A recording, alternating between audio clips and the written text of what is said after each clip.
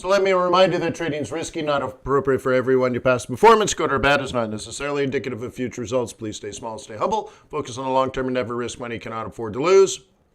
Just reading the chat here, Peckery says, as someone from Europe, I must say I don't understand the U.S. truck culture, and especially Georgia's got it. Like there are those that don't drive big trucks, and then there are those that were born here in Georgia. Like literally, there is a truck culture, and it's really funny. So, yeah, you got to have a monster truck. Right? If you're going to be a monster, you can have a monster truck. So it's just funny. Georgia absolutely, definitely has that culture.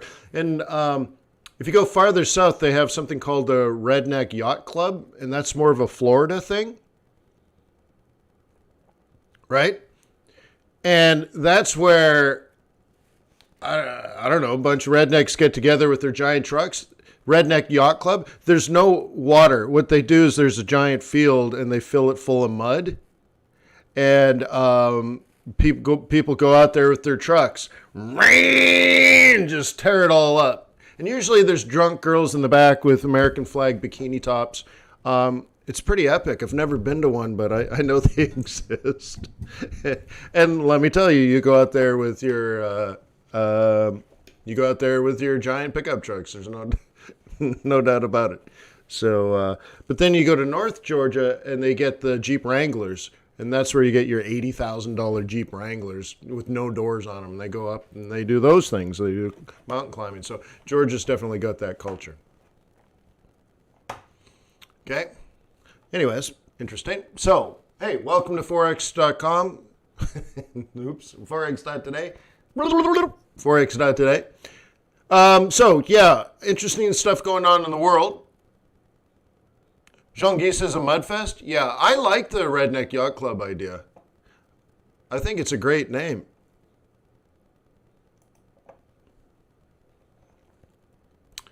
So anyways, yeah, lots of interesting things going on. Yeah, we had riots in Washington, D.C., blah, blah, blah, blah, blah. Ron, I've never been, so I couldn't tell you. But you should go and tell me all about it, Ron.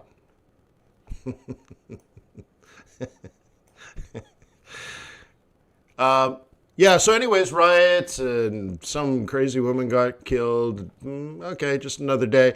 So what we're interested in is, has anything, Ron passed.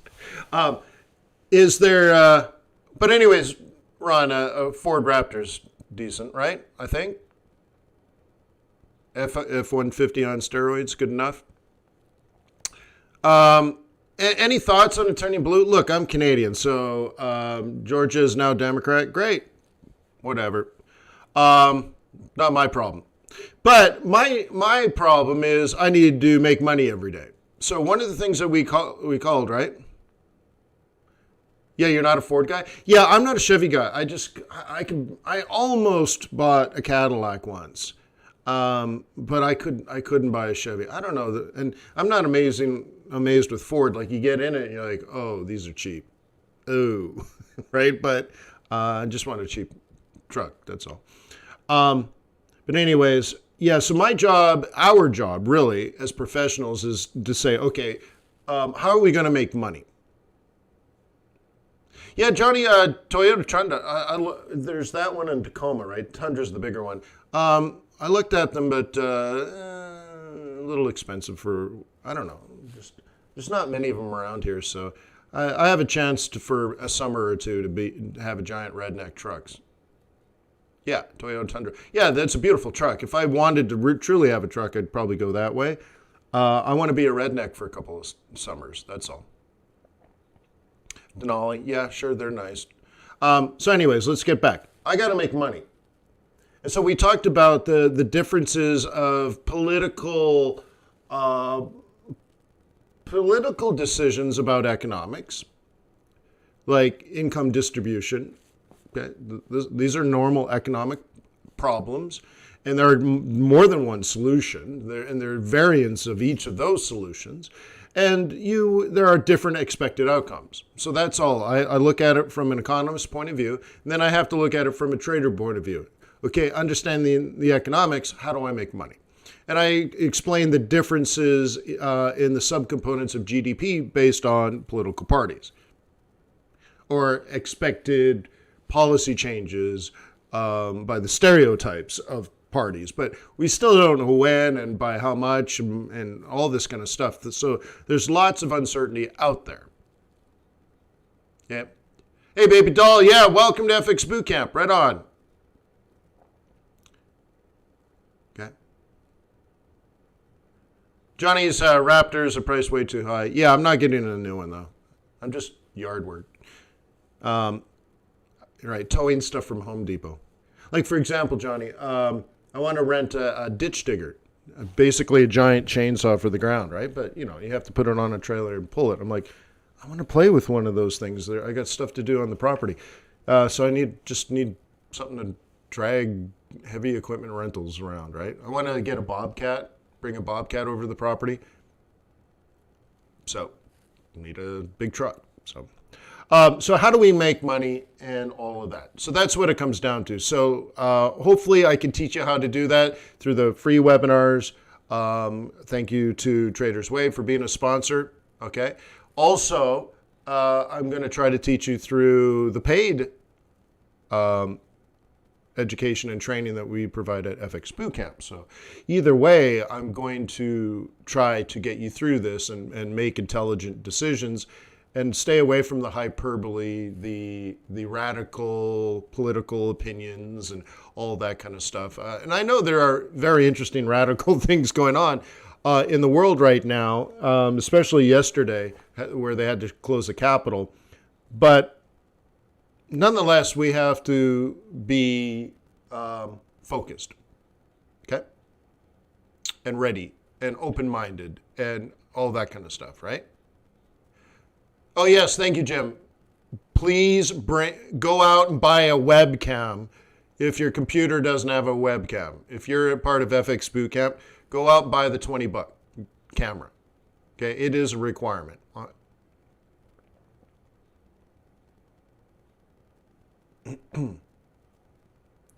Prayer Kid says Fords have transmission problems. Yeah.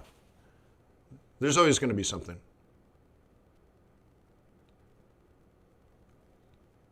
Okay.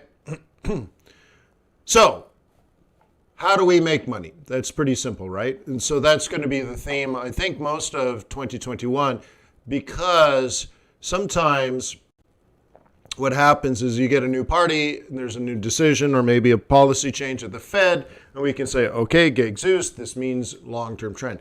Now, on top of a likely long-term trend, there's still uncertainty. What will the new policies be? When will they be enacted? What and how much? So, for example, if you're a political analyst, you're a political analyst, and you're saying, based on what Joe Biden wants to do, based on what he said during campaigning, well, a politician will say anything, right? So, if now that Biden has total control and his party has total control, one of the expected outcomes of this is that they will push through yet another stimulus package. We just got one, but another $1 trillion. So like those $2,000 checks, boom.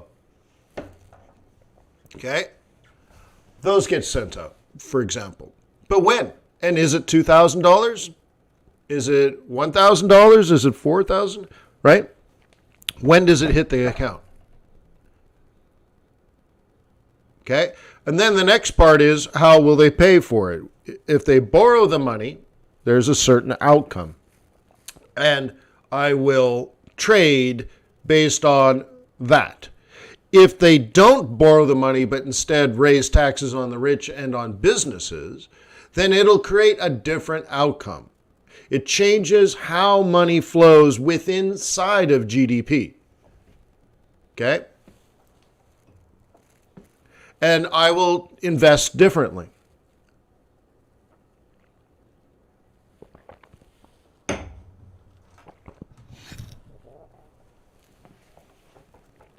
Okay? So that's what we need to figure out throughout 2021.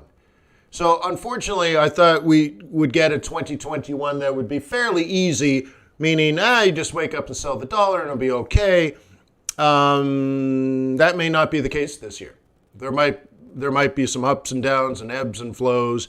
And I think people just getting into like the stock market, for example, might be a little surprised and all this kind of stuff. And so we need to be focused, okay? Okay? Well, Othmar, there are, you have to think about it this way. Think of it as you're a hedge fund manager and you have clients. You're always going to have new clients and you'll always have to have new capital, right, to deploy, where some people might be in positions you put in 3 years ago, but new money needs to be deployed now, right? There's always a deployment that is happening. Also, there's how much some of your profits you might have taken at the end of the year. Some trades might be open and you want to rotate those down, right? So trades you made in November would likely get knocked out by February if you did nothing. But if you were in the trade since April, I don't think we would, so you'd leave those ones open. So you see what I mean? So therefore you would have to kind of rotate out of the top end of your trades and then re-enter, right? So there's always this process of never being fully deployed. Okay.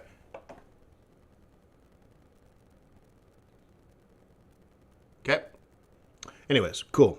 So where are we sitting right now? Pound has come down. Yen is nice and weak. Swissy's nice and weak. And dollar's mixed.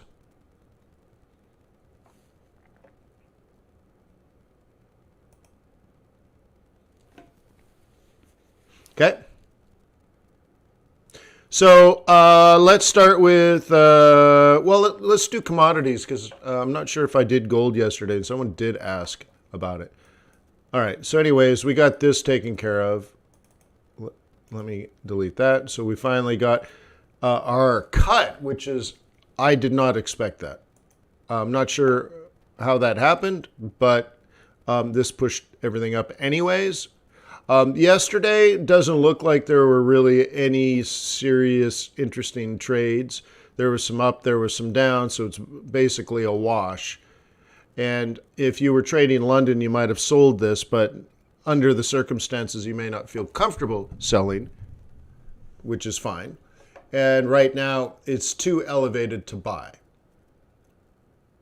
So still not very tradable. But going back to Tuesday, look how beautiful Tuesday is, huh? Isn't that nice? Okay. And as you can see, there's the 1400, there's the New York trade. So somewhere in here, you'd be buying near support. Okay. Those green boxes, again, are buying zones. Okay. This is only for buying. I don't have this set up for sales at all. Okay. Right now, it seems mediocre. I wouldn't do much of anything there. Okay. Take a look at Goldie. Again, only looking to buy. At some point, we have to be open-minded to dollar strength. Okay, remember that's what's in the back of our minds. What happened yesterday? Oops, dang it. What happened yesterday? So in the back of our mind, we're expecting dollar strength, but we knew it somewhere in this week that we would likely get some dollar strength, but there's nothing on the chart to suggest it's going to happen. And then all of a sudden you get this, whoa. Okay? So if you were a bear now, you would be looking for this. Okay? Now, this is why pivot points, right, are important so that you can try to anticipate this rollover. And therefore, you can be ready, willing, and able. You guys remember euro dollar? Euro dollar yesterday was in one of those zones, what we called a take profit zone.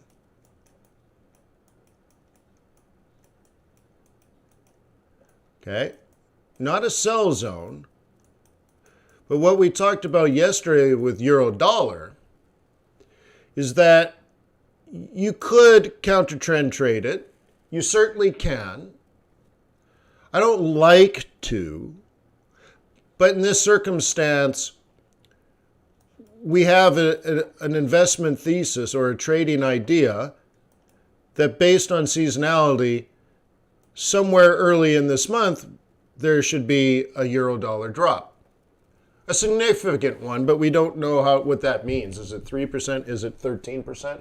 I don't really know. But it's a flow of money, so I don't know how many people are going to change the direction of their flow. Often it's just simply profit taking. Okay? Do you guys follow me on this? Do you remember? Just yesterday on euro dollar? Because now we can go take a look at that. I'll use this chart. Okay? And check this out. Here's where we were yesterday. Okay?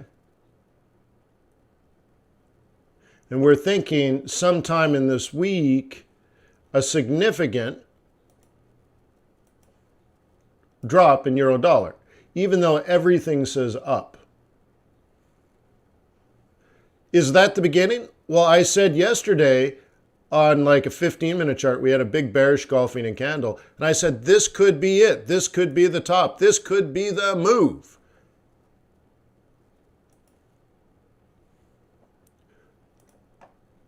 And with that language, what I'm telling you is you never actually ever know. But you have to make decisions. So that's a 4-hour. So yesterday, where were we? About, what time was it? About 1500, right? Oops, come on now. 1500. Yeah, okay, so we're right here. Right here. This giant move right here. Yesterday. Okay? Right there.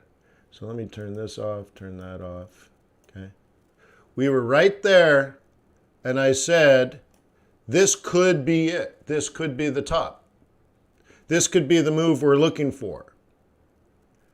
Now, you might not feel satisfied with this could be, but of course, I'm trying to tell you, you don't know. But what do we know? You expect euro dollar to fall on profit taking or counter trend, right? If that is your bias. Now, many of us spent weeks talking about the potential for this to happen. Not just, right? Not just the price that it would occur, but the time it would occur. Meaning early in the month, very often the first week. Okay, great. So now using analysis, we are in a place where we would expect a reversal, right? If you were planning, if you were thinking this part, oops, that's supposed to be yellow. There we go. If you were expecting this part of profit taking, this is a very obvious place for it to happen. You guys following? In the swing trading group, we identify this as a counter trend. Not a place for selling, but a place for taking profit if you're a bull.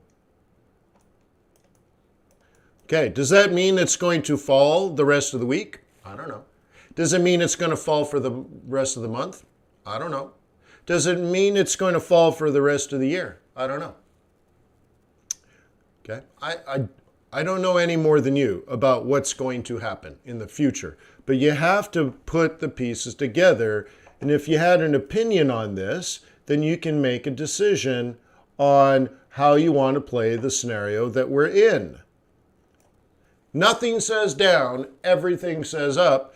So are you going to sell? And if not now, what conditions will you sell? Right, Wolfgang? Probabilities. So here's a projected top. Okay. And now, what is this setup?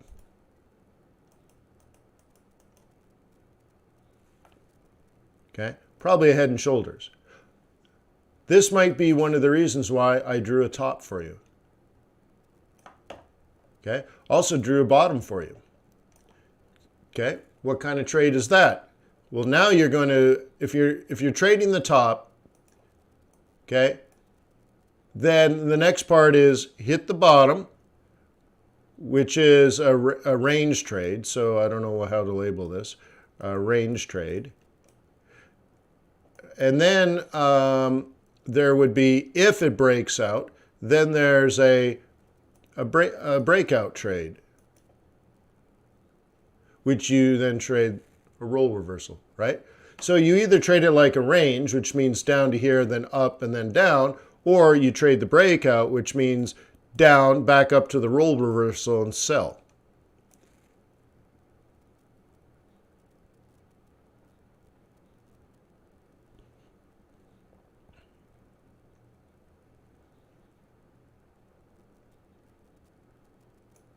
Alton, I don't even know what you mean by upside risk. Okay. Okay. Okay. So here's the down to the bottom. Okay. Okay. And it's using a lower support than I used. Okay. That's fine. Okay. Back to the top of the range. Okay, so now you have to play it. Now your range is re-identified down here. Okay. So hang on. Let me see if I can clean this up. How far back did I go? Okay, I gotta take this one out. You can see the logic. It's not wrong. Okay. Okay. And so now, if you're range trading, and I have to mark this one as well. Okay, what are the assumptions with a range trade? I'm going to capture this too. What are the basic assumptions of a range trade? How long will we stay in a range?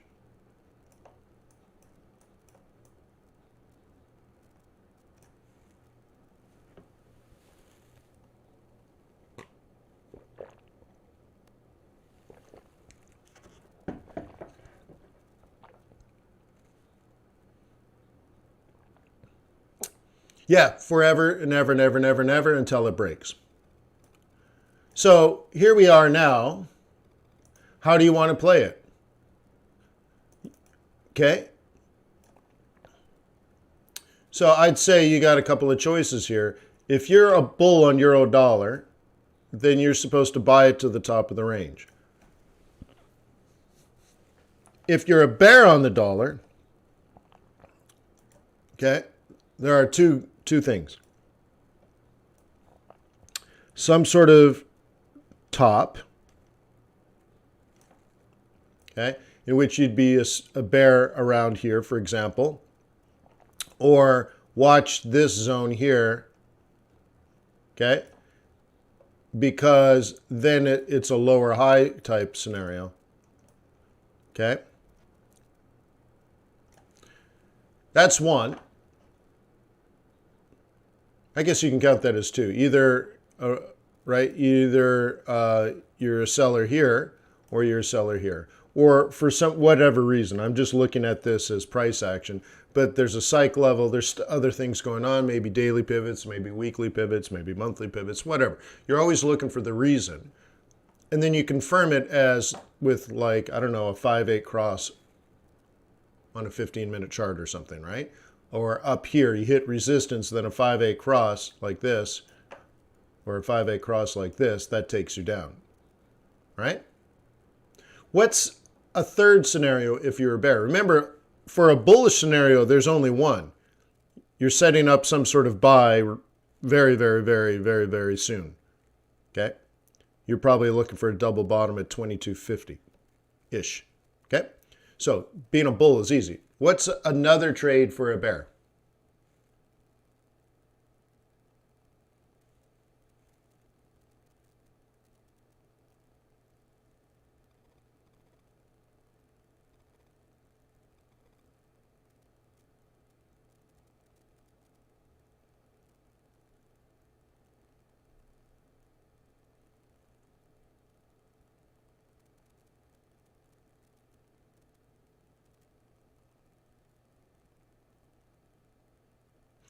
So how mentally can I, Theta says, how do I separate news from fundamentals? How do I isolate yourself? Turn your TV off. Okay. Yeah, the third one is a breakout trade. Okay.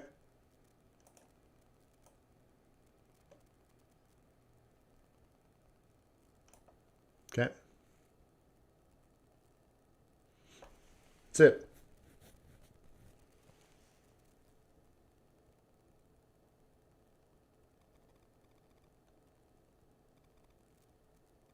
Cody, who are you talking to?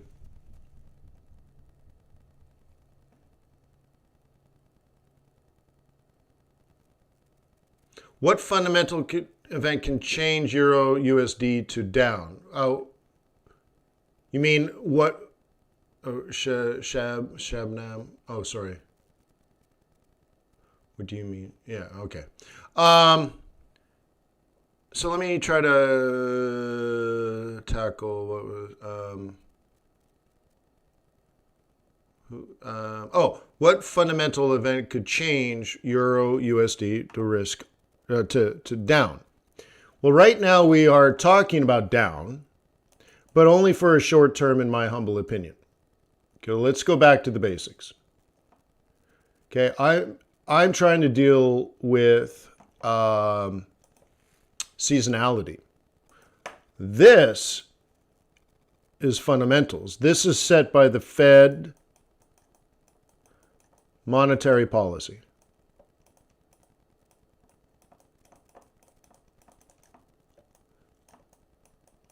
Okay, not the White House, not Congress, not the Senate. This is Fed policy.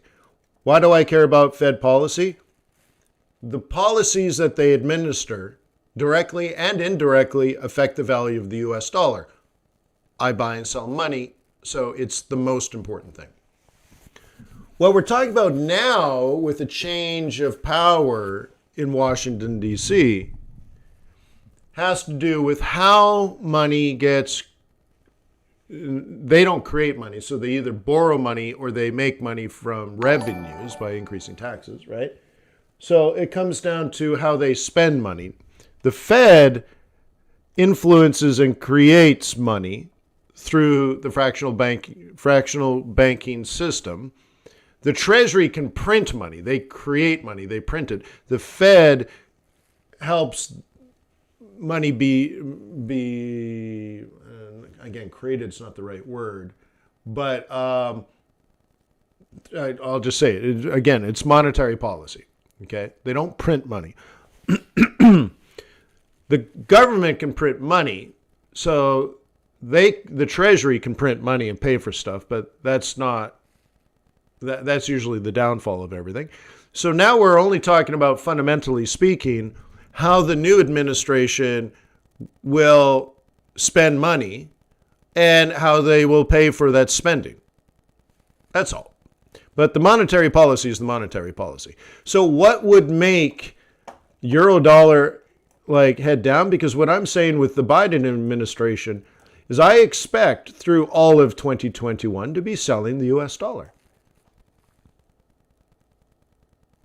But as we get answers to some of these questions, like what will the spending policy be of the new administration, then we will get some ebb and flow. Now that's the good type of news. The bad kind of news is that you're trading in here because of CPI, PPI, PCE, durable goods. You're all over the place. CNBC says this, ABC says that, Bloomberg says this, and you're trading all these headlines. And meanwhile, generally speaking, nothing happened for 6 months, but you made 19,000 trades. Okay? Where the real news, if you will, was the fundamental change in the policy that Jay Powell said in this period. And this is my declaration in here is where I said I plan on being a bear on the US dollar for at least 5 years. That's a George Soros play.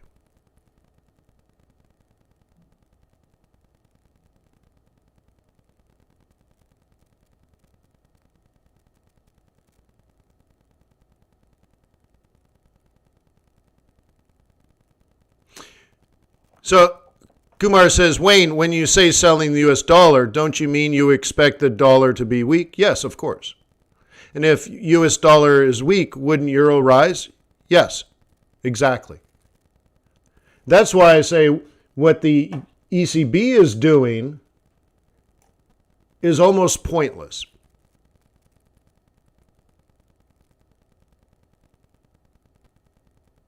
Okay? Because they're not big enough. They're not a reserve currency. Okay? So what would create this move here? A complete reversal of global economic conditions.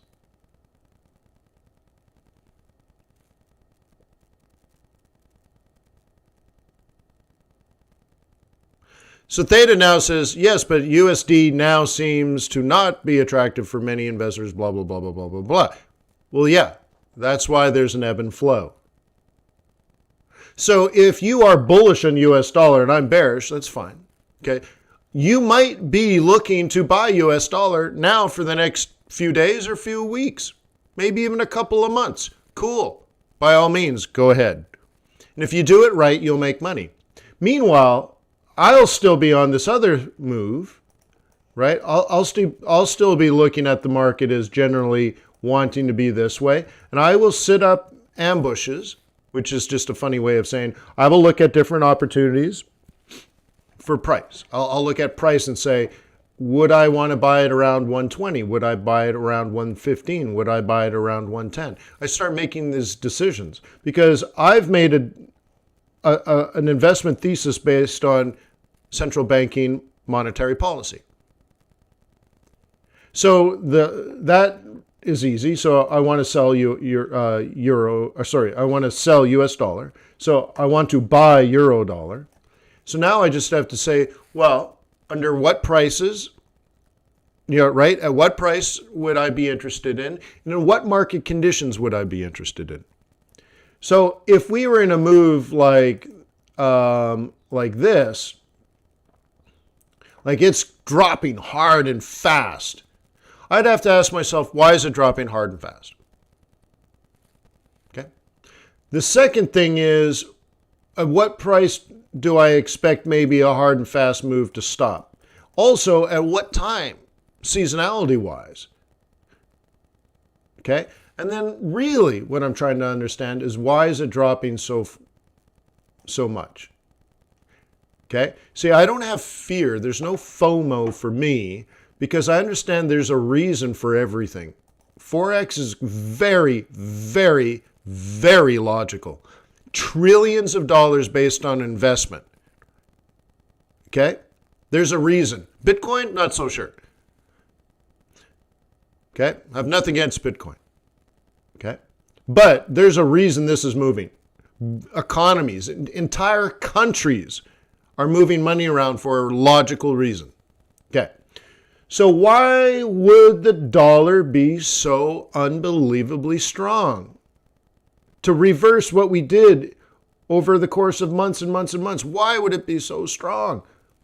Something fundamentally has changed. And that means I can uncover it. It's logical. I would understand. Then I would analyze that situation and say, well, how did we get into this situation? How do we get out of this situation? And who is actually going to do it? Who? The Fed? The government? Okay? So if we get hit with something new, something different from COVID, if COVID 2.0, the stuff that's hit UK, goes global, and now let's say the vaccines are only modestly helpful to COVID 2.0, so we'll call it COVID 21. COVID 21 hits and we think we have a vaccine, but the vaccine doesn't really work with most people and all that kind of stuff. So it's a whole new thing.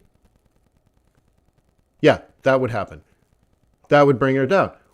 Well, that has nothing to do with Fed policy. That has nothing to do with fiscal policy. This would have to do with the economy crashing again because we'd have to go back into isolation. Oh, well, that would do it. That's one plausible reason, okay? So you go through the reasons. What would make people buy your USD? You have to answer that question. It's a very basic question, of course, but that's what we do as currency traders. I'd like you to think about it. Why would you want to buy a dollar? Okay? Now, unfortunately, what you've learned in university, if you have a university background, like let's say you took the principles of economics, for example, or you took second level, next thing you do is microeconomics or macroeconomics, right? So I studied both principles, and then micro, and then macro. And then I did a bunch of other things with, I took 2 specialized classes taught by a woman from the New York Fed. One was on minimum wage, and the other one was on universal basic income, right? And then I took an advanced macro from a senior economist at the Boston Fed, so on and so forth. And then, of course, finance, a couple other economics classes, right? So if you took principles of economics and maybe even macro, okay? If you took those at university level, the lessons they gave you would be appropriate for the euro, but not for the dollar. Okay? Because very often they'll say things like, so we'll make, okay, when inflation rises, interest rates will rise. And when that happens, the currency will rise too. Right? That's what they'll tell you. That's true for euro, but not for dollar. Okay? They forget that in their model. HK says, if the dollar's going to be weak, will it threaten to remain? No. It's a good thing. It's a good thing. You have to understand that. It's not bad. Stop thinking good and bad. Once again, when you're thinking good and bad, it's because you're reading something that a journalist major, not even a real college degree, someone with a journalism degree, wrote that the weak dollar is bad. And you're like, oh, that's bad. It's not bad. Right? No, it's not bad. You have to understand, they say, well, Zimbabwe, their currency is horrible. It's so weak. Yeah, but Zimbabwe is not the United States of America. You can't say they're the same. Okay? You have to analyze where it's coming from. Now, this is where I say when we break down GDP into subcomponents, okay, if G goes up, where do you get the money from? Okay? Well, you take it from I, for example, and there's a distribution of income, right? I gives money to G, G gives money to C. What's happened to the value of the currency?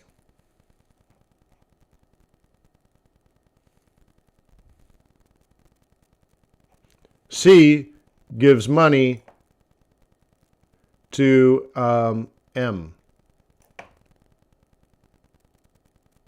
Okay? And because M goes up, the current, right? But whatever. So in a closed economy, and this is where you start in economics, they always say, okay, in a closed economy, there is no M, there is no X. So in this case, right? Because what will happen in a closed economy is this. Right? Alton says, depends on what C does. So now, consumers buy stuff from businesses. Businesses pay taxes to the government. Government takes money and gives it to the consumer. So the consumer has money to buy stuff from businesses. Businesses pay taxes. Okay? Now the problem is, can this last forever? This circle of money? The circle of money, right?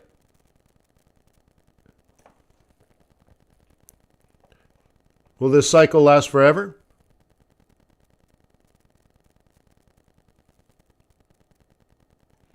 Well, remember, you're taxing money that should go to investment.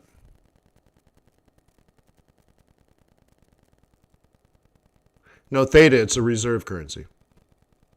That's why. Okay. So what happens when the machines, right, wear out? What happens when the technology becomes obsolete? Remember, businesses are not investing, they're paying the government money. Okay? So there was a time in, I think, the late 70s, where the Soviet Union let Royal Dutch Shell, Exxon, and somebody else into Russia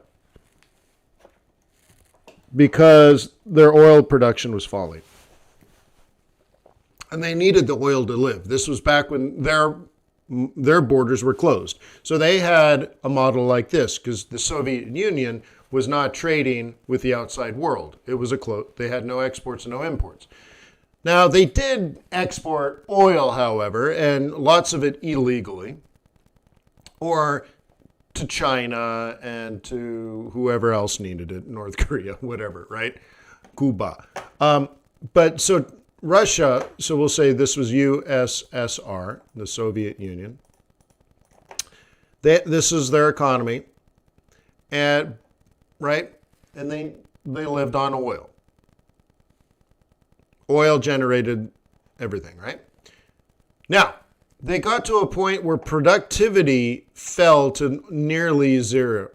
So not their GDP per se, but let's just pretend it's GDP. GDP of the oil industry, right? The productivity dropped so much that their economy was about to collapse because the government had no money to give to the consumer. The consumer had no money to give to Russian businesses. Russian businesses couldn't pay taxes, therefore the government didn't have any money. Right? So Alton says deflation. Right. So now you can offset that by just printing money, and then you get rampant inflation. Everybody has money, but they can't afford to buy anything. Okay? So they bring in the Western world, only for oil though, and they came in and they found out the technology the Soviet Union was using to produce oil was from about the time of the years just after World War II. Technology from 1945 to 1950. So we'll just say 1950s.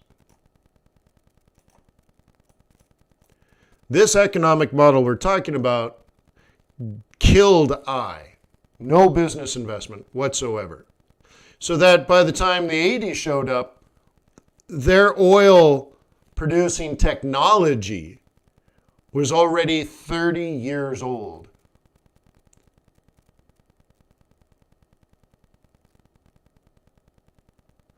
Imagine using 30-year-old technology right now. So their tech was 30 years old, but imagine like literally the infrastructure and the roads and the drill bits and the style of drilling that they used and maybe how they found oil. And they invested nothing. They reinvested nothing, and they died through depreciation, if you want to think about it that way.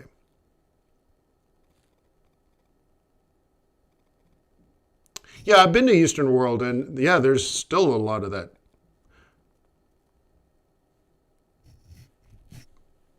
Okay? So that model in of itself cannot last. Okay? Because what happens is the government doesn't have any money, so they raise taxes on the businesses, and the government gets in power and stays in power because they give that money to the consumer, aka they buy their votes.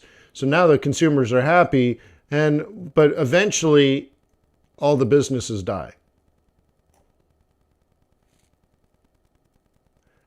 Right? And the money stops going here. Right? So this stops. And what happens to the consumer? Do they keep voting for the government? No. The government collapses, and the consumer jumps off a bridge. Could have been a currency trader. Tough gig. And the whole thing's gone.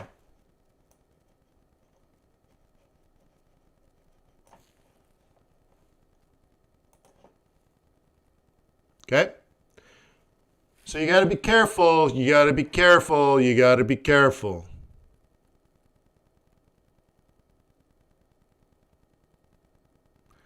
Now, Femobix says maybe get rid of the G altogether. Yes and no, but I would start, have you read John Locke? John L. Okay. Here's our buddy. You should start with John Locke. Okay. So one of the things I have studied is economic history from a philosophical point of view. I literally studied the philosophy of economics. So I really took my economics education to an interesting degree. Let's see if this says anything interesting for you. Looks like terrible reading, huh? Start with John Locke. And he came up with the idea of the importance of personal property. Okay? This is not the guy from Lost. Okay? Your customer says the Soviet Union didn't have any businesses and any votes as well. Yeah, but because of that, the way that the model was, okay? But anyways, you should look at this, right? Especially if you know a libertarian, you can drop some John Locke quotes and they'll love you. Okay? So anyways, his idea is a cornerstone of capitalism because he says what you produce is yours. It's your personal property. You can't have entrepreneurialism if you come up with a great idea and everybody gains from it, you don't gain from it. Like, for example, you grow corn and anyone could just walk onto your land, take as much food as they want, and leave you really with nothing.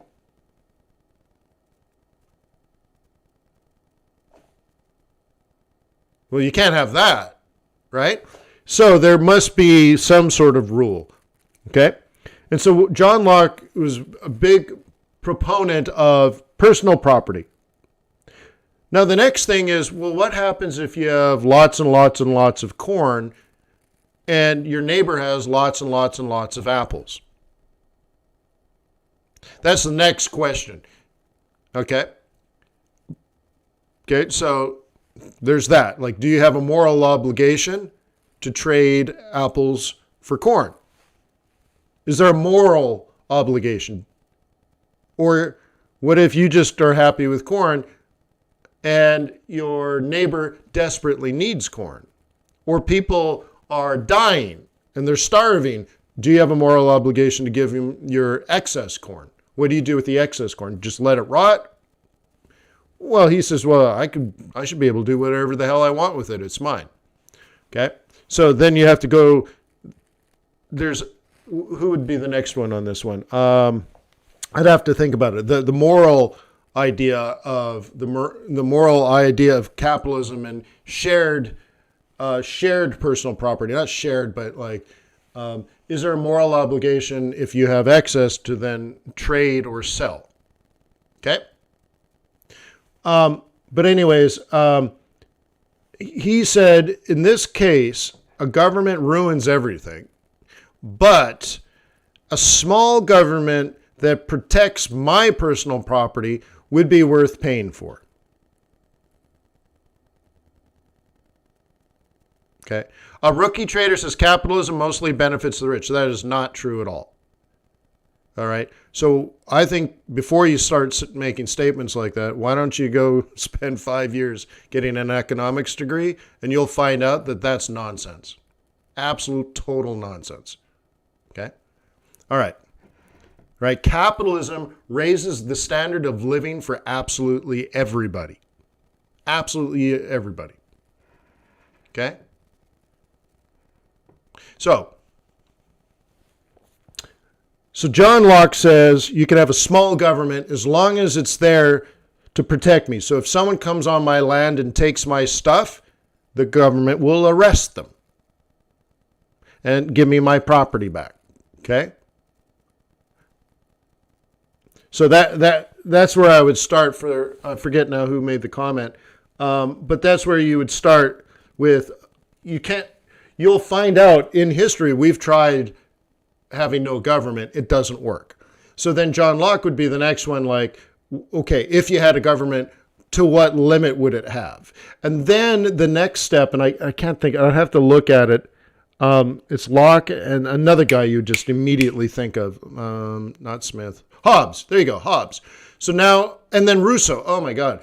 So then, yeah, so you would start with him, and then the next question, like I said, is, well, is there a moral obligation to trade your excess property? In this case, if you have more than enough corn to eat, more than enough corn to plant next year, and you have excess, do you have to trade it? Are you morally obligated, if not legally? And then are you more better off? So then you would, after you do Locke, you would do Hobbes, and then after Hobbes, you do Rousseau. Right.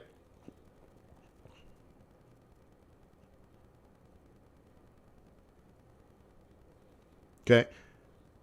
And you see these guys, you see where this is leading? Let me go Locke, first of all. Okay, Locke died in early 1700s. Okay, so he was producing philosophy in the mid to late 1600s. Okay,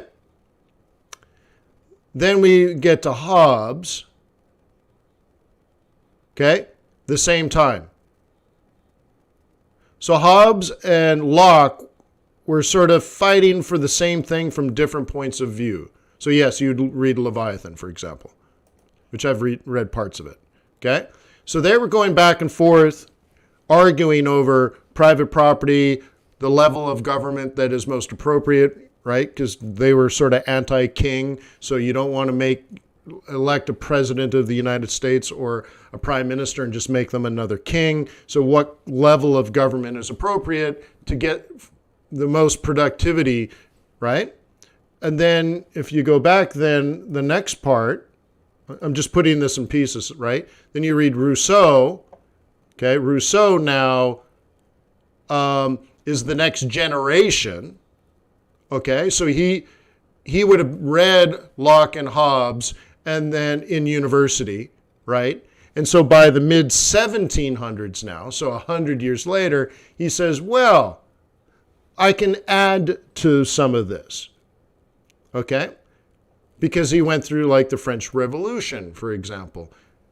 Developments of modern political, economic, and educational thought. So now he's adding and contributing to the thought of Locke and Hobbes. And guess who comes next? Adam Smith. Adam Smith then comes in and says, aha! So he sees what Rousseau's thinking, adding to Hobbes and Locke, comes up with his own ideas, the Scottish Enlightenment, otherwise known as the father of economics, pioneer of political economy. How does government impact the generation of wealth? But it's not wealth, like the wealth of nations, for example, he wrote, but it's the increase of standard of living. You have to understand that. It's not about making rich people rich. That's ridiculous to even think it. Now, of course, that's what I hear a lot of, but it's like, dude, study it first before you open your mouth. So anyways, it comes through and he's like, well, I got these ideas that I can borrow from Rousseau, I can borrow from Locke, I can borrow from Hobbes. How should you run a government that actually raises the standard of living for its people? Are you following me here? It is a very capitalist point of view. It's anti-king, it's anti-socialism. Okay? It's not relying on the one eye overseeing all, like God or the king or the president will take care of everybody. No. How do you increase productivity and motivate society to be productive so that everybody's standard of living goes up? They live longer, they live happier, they live healthier. Why? Okay? And guess what happens next? Who listens to Adam Smith? Okay, Adam Smith writes The Wealth of Nations. Oops, I should bring it up anyways. March 1776. When did the United States of America become independent?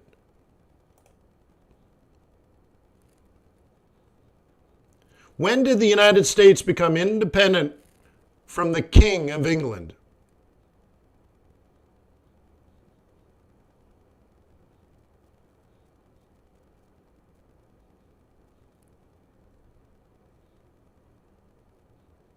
July 4th, 1776.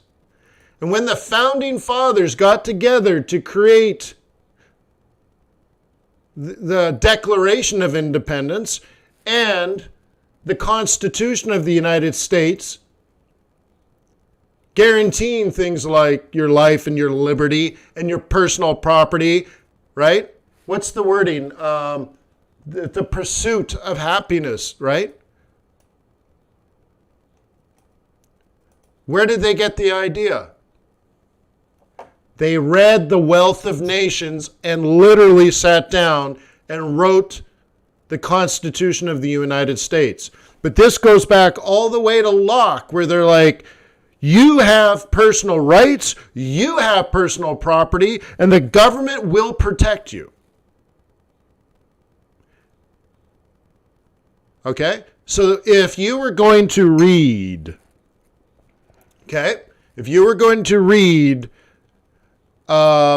about no government, you have to understand before, a libertarian jumps in and says, hey, absolutely no government. Well, that's not a libertarian either.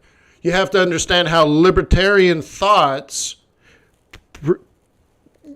moved through time, people adding philosophy on top of that, improving it, if you will, like an entrepreneur, improving the technology. And we get all the way to 1776, and a country sits down and says, let's build a country around these ideas. Okay? It's not perfection and it still needs tweaking. And someone asked about George Soros. George Soros points out the flaws in current forms of capitalism. That's what he does. Okay? Okay? So if you're going to throw stuff out in this webinar like that, like get rid of the government or capitalism makes rich people rich and poor people poor. Whoa, whoa, whoa, whoa, whoa, whoa. Dude, there's hundreds and hundreds of years of thought. Tens of thousands of really smart people, very educated and experienced people, wrote down their thoughts of their entire life experience in a way that grows like compound interest, right? So go through, read Locke stuff, read Hobbes stuff, read Rousseau stuff, read Adam Smith stuff, and then read the Constitution of the United States and the Bill of Rights, if you will, and all, there's a lot of different things that go into that. Okay? Yeah. But, whoa. So obviously I'm opinionated, but I have a lot to back up what I say. Okay? And if you've ever been to a poor country, you know the other models don't work. And even when you go to a place like India, that's poor, but it's democratic and it's capitalist, holy smokes. India is an amazing place. And the best part of it, somehow it works. And when you see a guy that's, right, has got flip-flops, he's wearing a pair of shorts, doesn't even have a shirt. I saw this, I'll never forget it, right? And he's on a flatbed, it's just like a rear axle from a truck with two tires and plywood. He made his own flatbed truck, and it's being pulled by a donkey, and he's delivering a refrigerator. And he doesn't even have a seat. He didn't even put a seat on the flatbed. He's just squatting on the flatbed, being pulled by a donkey. He's got somebody's refrigerator on the back, and he's taking it and delivering it. And he's there squatting, and he's got the reins to control the donkey, and he has an iPhone. See, in India, if you have a phone, incoming calls are free. So your phone now becomes work. Okay? Now, the government might not take care of you, but you have the right to take care of yourself. And it works. I'm telling you, India is amazing. Yes, it's stifled with poverty. But it works. You can take care of yourself. It's amazing. Now, is that the model? Is it the perfection? It's not the perfection. But what I can tell you is 1,000 times over, the other stuff, the government taking care of you, doing lots of stuff, which is the opposite of what these gentlemen said, I know for a fact it does not work, and it has never worked. And whether you're rich or poor, you will be very dissatisfied with the outcome of that model. As I just showed you using sort of the USSR model, it will collapse. It's never worked. Never in the history of the world has it worked. And I've gone back over 1,000 years, but I'm sure you can go back 5,000 years. You can go all the way back to villages in Syria where I think the oldest city ever found is about, something like 8,000 years old in Syria, and about 5,000 date farmers had all got together in a city, and that had infrastructure and all this kind of stuff. And there's a way to make this work, right? There's a way to make this work. And capitalism right now, with all its flaws, okay, with all its flaws, is the only thing that has ever worked. But let me address this. Capitalism doesn't just benefit the rich. It does benefit the rich, but it doesn't just benefit the rich. One side effect is that there will be income inequality. Absolutely 1,000% over. But when you're poor, renting a crappy apartment in a bad place in town, but you have the $400 TV, the 65-inch or 70-inch 4K TV you bought at Walmart, and it's on your wall, that's the best place in the world to be frickin' poor. Okay? And you don't like that? You should try it in India or Africa, be absolutely dirt poor, and say, you know what? Maybe I'll be poor somewhere else, because it's a great place to be poor, but it's not perfect. Is there inequality? Yes. Income inequality? Is there still racism and all these other things? Yes, of course. There's lots of social things we're trying to work out. But it raises the life expectancy, the mental health, the diet, right? It raises the standard of living for everybody, even the worst off. Okay? But yes, Jeff Bezos makes $1 billion a day, right?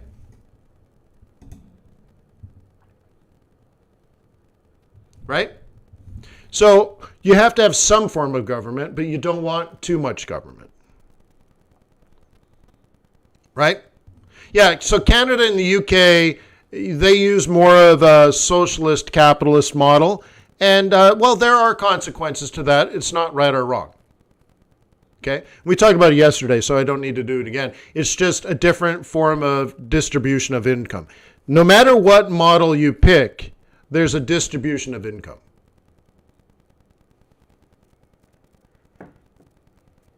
Right?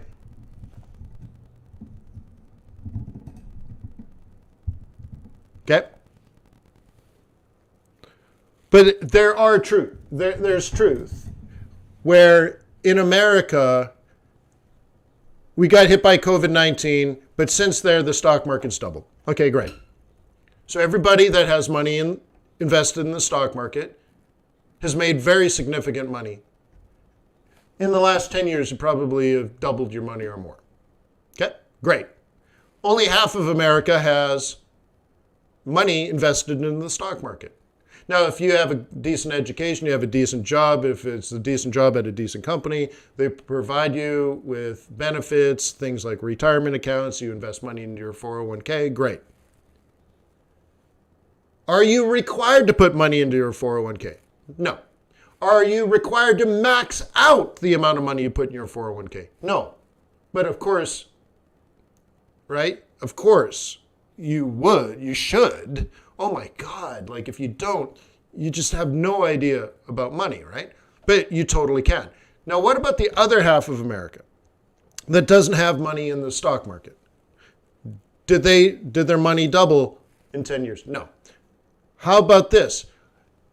Are you prevented through a form of government policy where it says, I'm sorry, you cannot invest into the stock market. You cannot save for retirement. You are not allowed to go to university. We don't like people like you. You are banned. That does not happen in America. Okay? You guys know Jim Cramer from CNBC? He was vice president of Goldman Sachs. He was a homeless person living in his car. And he said he still put $50 a month into the stock market. He was poor, not for a little while. I think for months and months and months, he lived on the sister's floor. Eventually, she kicked him out, and he lived in a car, slept in the back seat, would every few days find a place to shower. He's still invested, and now he's a multi-millionaire. Yes, he found a way. America is a place where you can be homeless and still make your way to be vice president of Goldman Sachs. He was, I don't know, vice president, yes. I think he might even been higher, right? Might have been a director, managing director, right, an MD, but certainly a VP. VP is not very high, by the way, but still. So yes, he was a vice president of Goldman Sachs, yeah. So in America, you can do it. And that's what's most important to me. You don't have to do it. Yes, you have to defer your pleasure today, invest into the stock market, so in 30 years you have lots of money. Or you can go to a 2-bit college, pay hardly anything, and get at least a basic degree so that you can improve the way you earn money, so that maybe that company offers you a 401k with some matching, and you say, you know what, I'm going to max that out. That is free money before taxes, matched by my employer, and I'm going to take that directly out of my paycheck, stuff it into investment. In 30 years, I'll have lots of money. Yeah, that's how you have to make those decisions. But half of America doesn't. But they are allowed to. Okay? Right? You are allowed to in America. Nobody says you can't do anything. Now, yes, is there inherent sexism? Is there inherent racism? Is there inherent all kinds of isms? You're too young, you're too old, you're too tall, you're too short, you're too skinny, you're too fat, you pray to the wrong God, you love the wrong people. There's millions, but you can still do it here. Okay? That's important. Okay? That's important. Right? Mobility is important. Okay? Mobility is important. In Germany, diligent people are punished with massive taxes? Yeah, I'm sure that's true. Okay? The American dream is still here, but it might even be better in China right now, but we'll see. Okay? It can be done. But, right? It's not perfect. I've never said once that capitalism is perfect. So if you read all of that, and you go all the way and you read Adam Smith, by the way, a lot of it's beautifully written.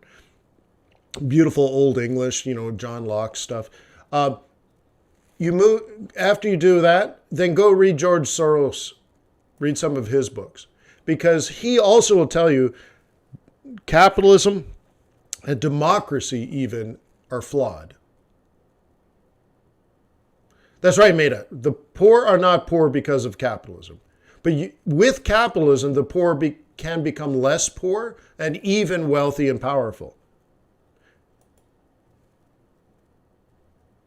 Okay?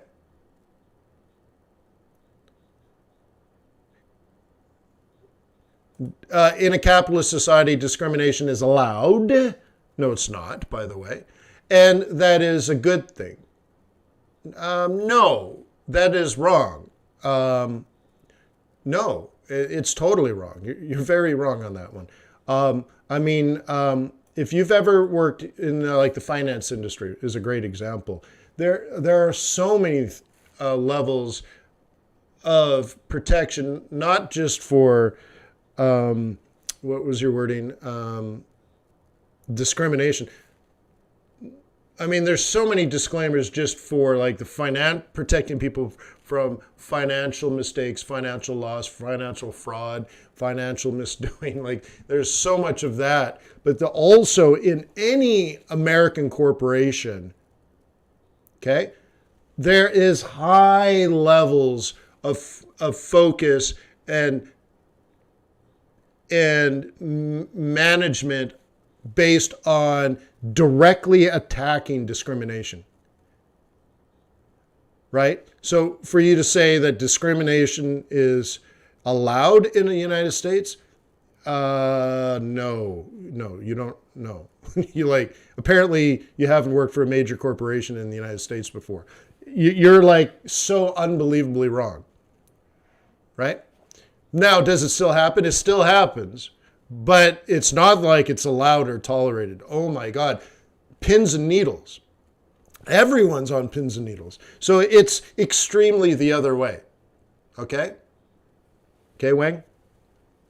So anyways, cool. So let's go on with making money.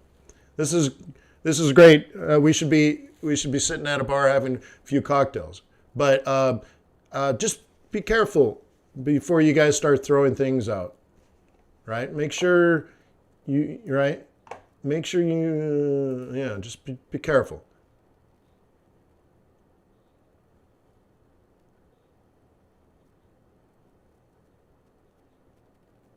Okay? Yeah. Anyways, yeah, Buster 2021. All right, cool. So I want to sell this. Oh, that's interesting. Okay. So at what price should I sell this, guys? You going to tell me?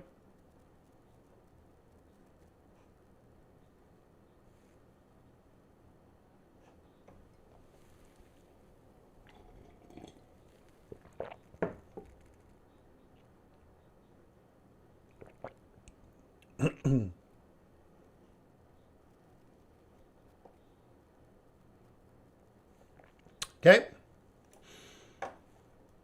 Should I? Would I? Could I?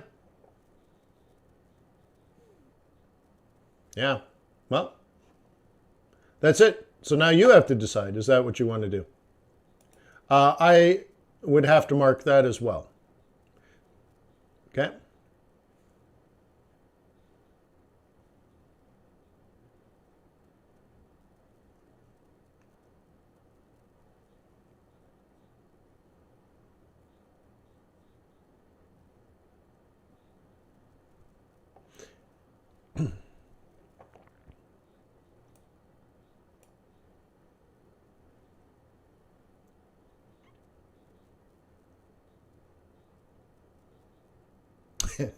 Hassan said, "Guy got it loud and clear." Yeah, yeah. I'm a big fan of capitalism. I'm not so sure about democracy, but I'm a big fan of capitalism. For sure, for sure. Ask anyone: has China improved over the last 30 years where it allowed capitalism? Hey, China's not perfect, but you should go to China and check it out. The standard of living, on average, is dramatically improved. And how about South Korea since the Korean War in the 50s and 60s? How much has South Korea improved its productivity, its standard of living, and everything when it became a capitalist economy? Japan? Taiwan? I'm like, oh my God, there's amazing amounts of examples with amazing amounts of statistics that prove it very, very, very clearly. And then there are the countries that haven't converted, and it still, by and large, sucks.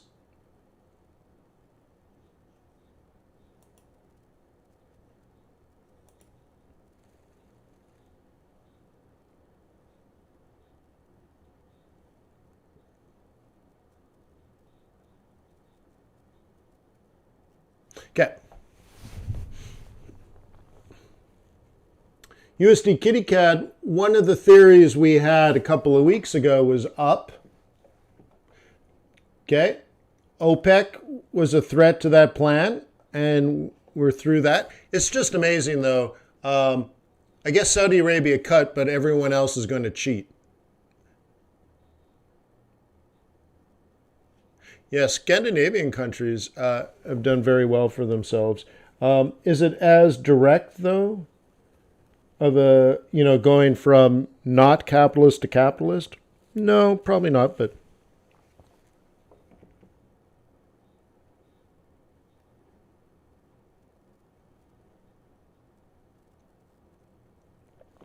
yeah, like I think Venezuela is an interesting one. It should be one of the most fabulous countries in the world.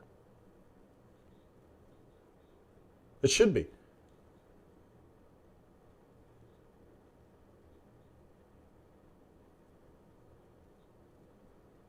Okay.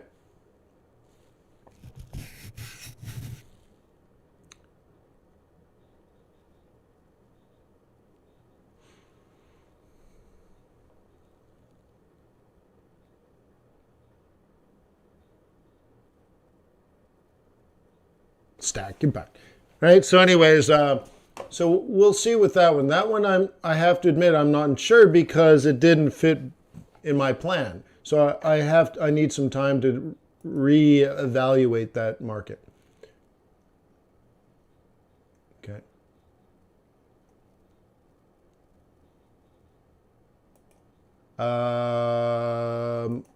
Okay, same thing. It's all the same thing. Only the names of change every day.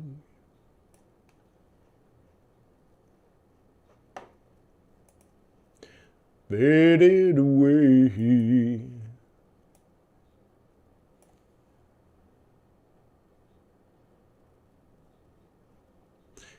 Yeah, I'm sure Venezuela was, but you know, having more oil than Saudi Arabia should be an advantage to an economy, except Venezuela is nearly worthless as an economy. And Venezuela, by the way, is in the exact same situation. If they let the Western oil producers into that country, I think they'll be flabbergasted that country could be making $100 billion a year and have been taking out $100 billion a year and never reinvested a penny into the infrastructure. They literally shot and ate the goose that lays the golden egg. Like, how bad does it have to be where you're like, hey, you know that goose that lays golden eggs every day? Yeah, I ate it. So it's dead now. I killed it. But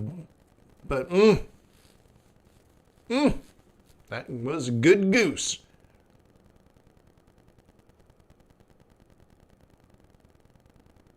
No, Cave, I've never said Scandinavian countries are socialist.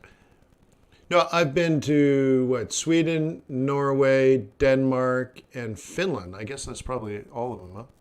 I know some of them are Nordic and some are Scandinavian, but I had dinner with the royal family of Sweden in the Blue Room, or the Blue Castle, the Blue Room in the castle. Anyways, yeah, the best evenings.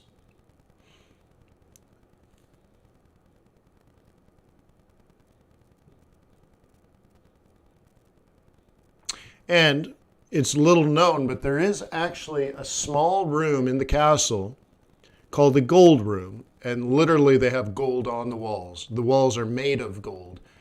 And it's not a very big room. You could probably only put 150 people in this room standing. But it's where they actually give you the Nobel Prize. And the royal family gives it to you. There's no room for reporters. It's not the big thing where tens of thousands of people get together and it looks like the United Nations. No, there's a tiny little room in the castle. And I remember looking at the motif because they're little tiny pieces of gold in motifs. And there's one where there's the king, right? The king is chopping the head off of a dragon, and of course the dragon is Denmark. He's cutting the head off on the back of his horse, and the horse is up on 2 feet, and he's slashing the head off this dragon. I'm like, who's the dragon? They're like, Denmark. And that's where they actually give you the Nobel Prize. And so I actually got ripper drunk in that room with a bunch of friends, and I went on stage like, take my picture, I'm winning the prize. So you can have fun with the royal family of Sweden.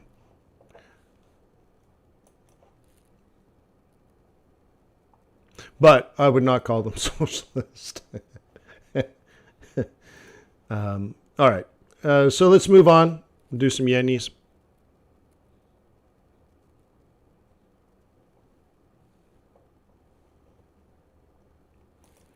Cave says education, medical, or privatized. Yeah, but maybe John Locke would have argued for that. He might have said, well, we need police to protect my private property. We need an army to protect our shores, right? And protect our trade. We might need some roads. We need some schools. We need something. And then others might disagree with that and say, look, if you get a heart attack, you go to the hospital, it's $100,000 in cash. You don't have the money? Oh, well, they just take you out back. But I think a lot of people would argue that that's not a good system. Okay.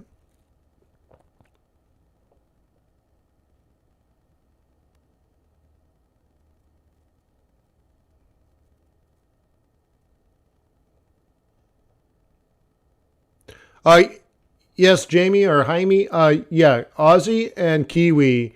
That we made that declaration back, I think, in September. Yeah. Yeah. So yeah, the Kiwi and Aussie would be a long-term thing. So I know this isn't standard deviation, but I'm just trying to show. Okay.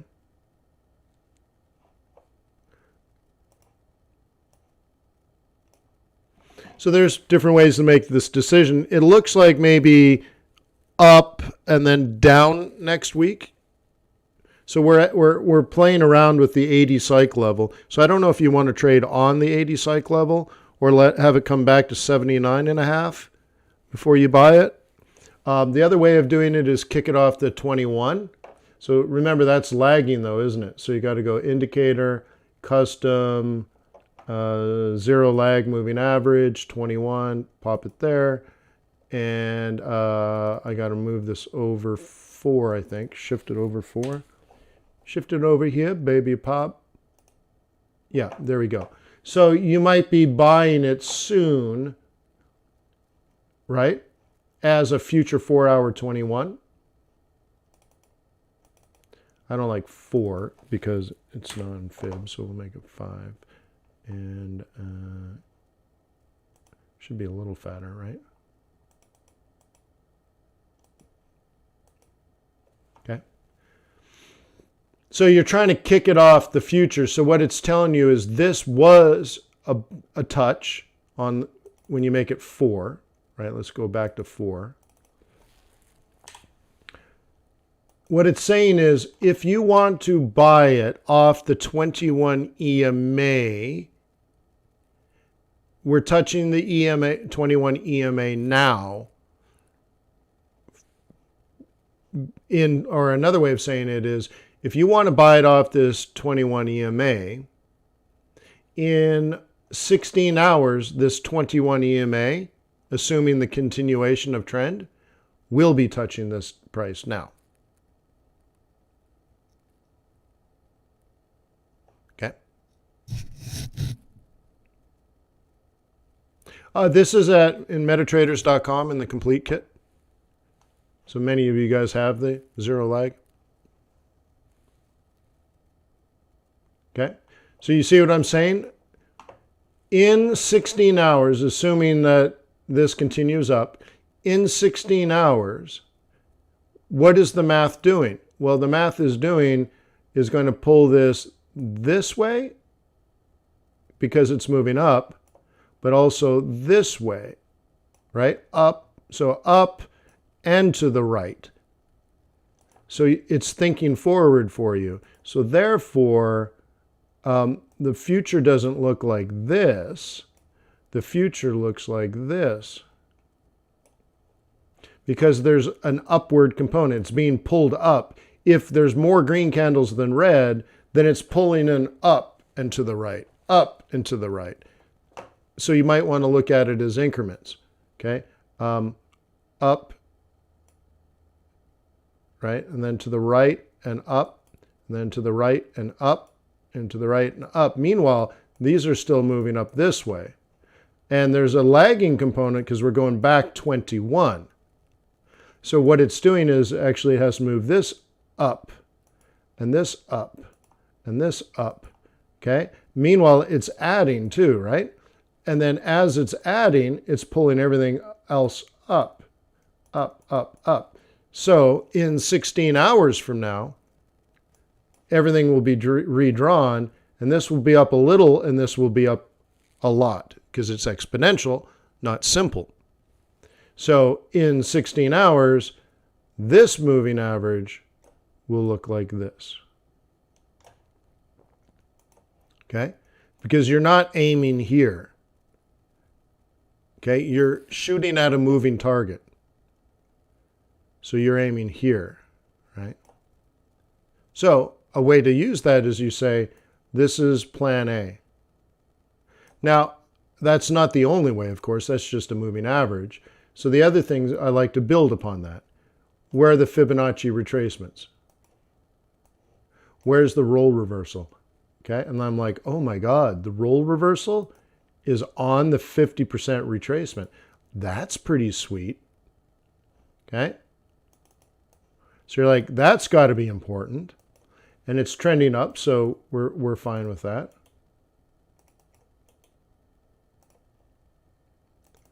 Okay.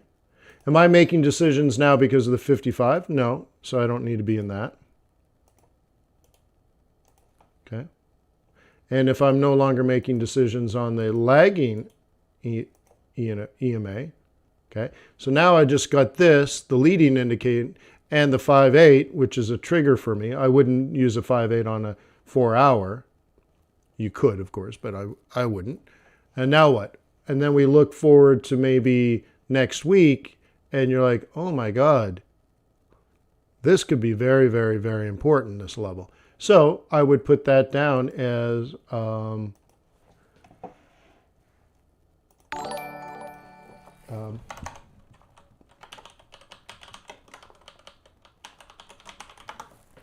okay.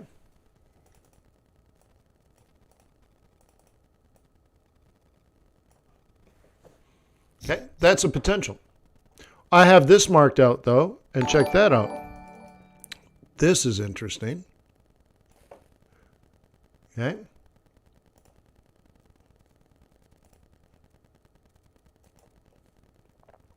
That's a 382 psych level and central pivot for next week, not tomorrow, for Monday. So that also is a bullish opportunity.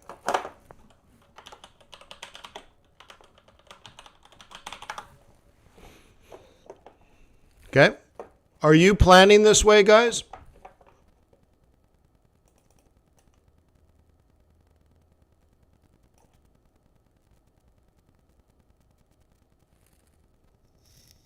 Yeah? Good.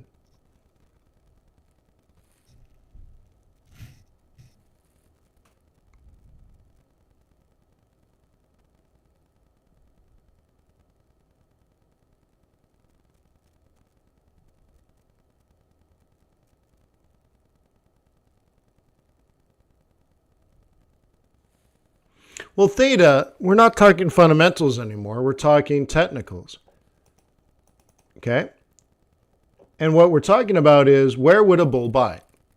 It's quite factual. Even a bear should be doing this. If you sold up here, where should you consider taking profit? Okay, so Lunkster says he's a bear, and that is depressing. Well, it shouldn't be depressing. You know something is likely to occur in this area. Okay? It's either going to do this, or this, or this.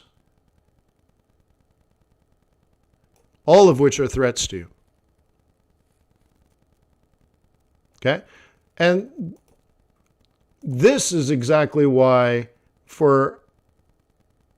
right, this is where bulls are taking profit. Okay? So a bear is thinking, that's the end of the train.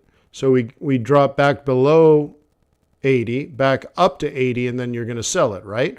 Or if you're a bear, it's going to come down and double top at 80.50, in which you'll sell. So bears are going to sell here and here. So bears sold all three of those. If they haven't already, they're going to. See, I know what they're going to do. Okay? And a bull is just plumb happy doing what they've been doing. Which one's going to work out? I don't know. But it's going to be very difficult for you to figure it out if you don't know which one you want to do. So even if a bear is sold here, I would say before you start dreaming about all the money you've made, realize that there's almost certainly going to be a double top before the drop. Okay?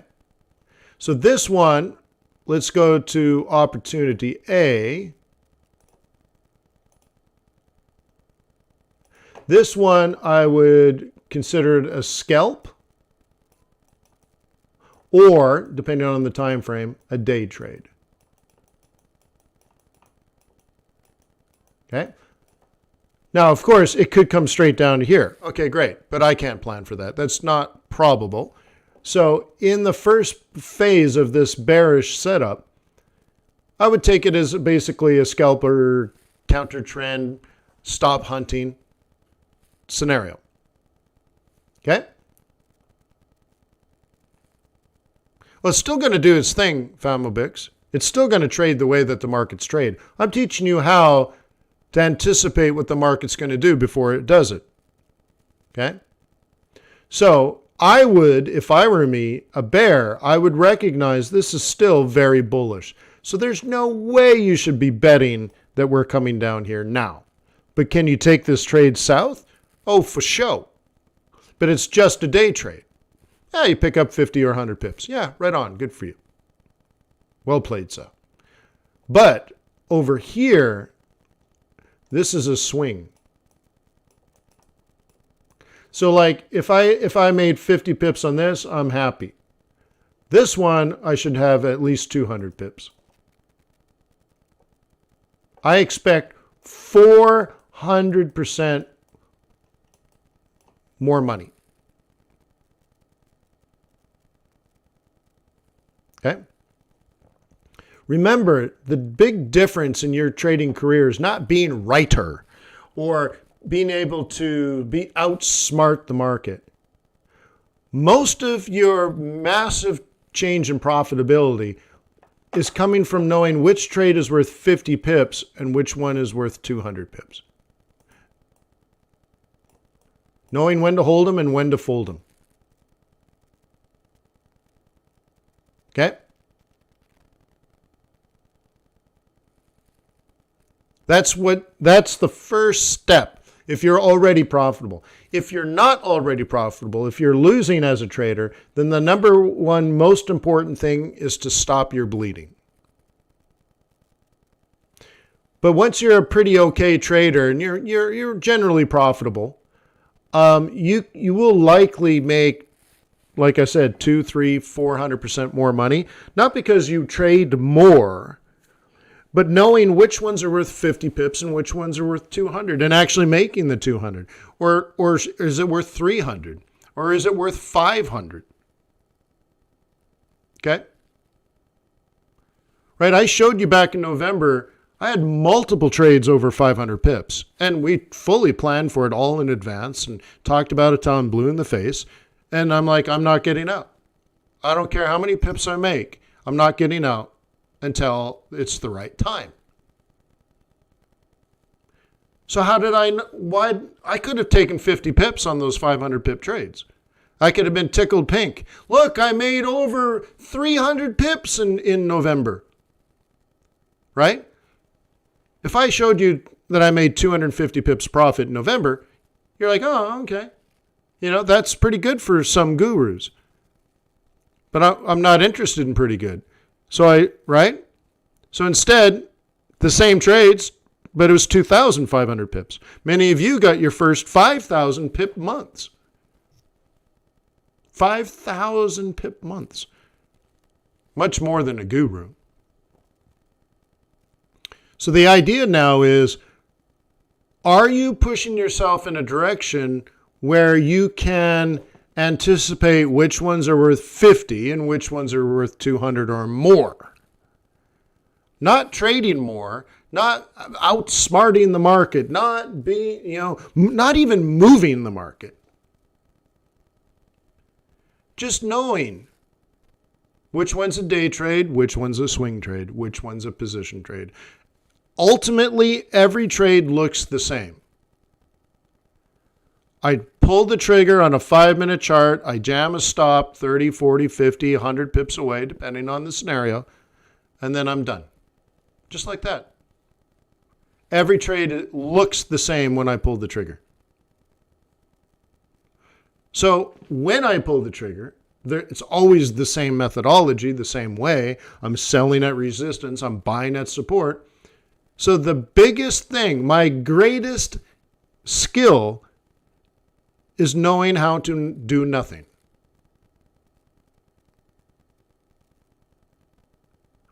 Huh? My greatest skill is to know how to not screw it up.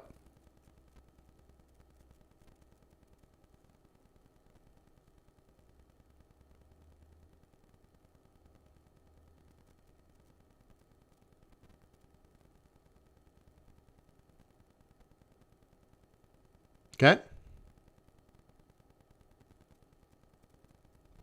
Patience, discipline. Knowing when to hold them, knowing when to fold them. Knowing when to walk away, knowing when to run.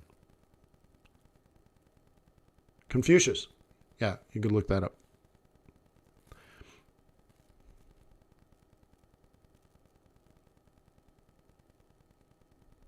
Sounds easy, right? Hey, if it was easy, it'd be worthless. Oh my God, that's so good.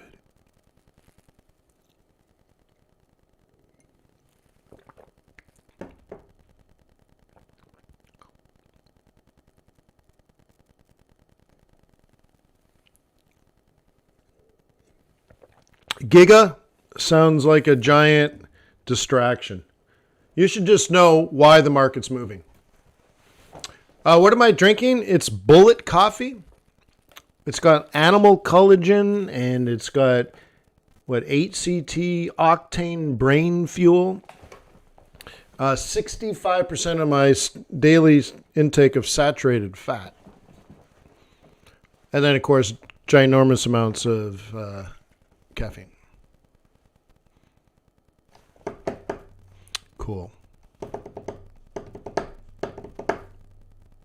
Cool, right?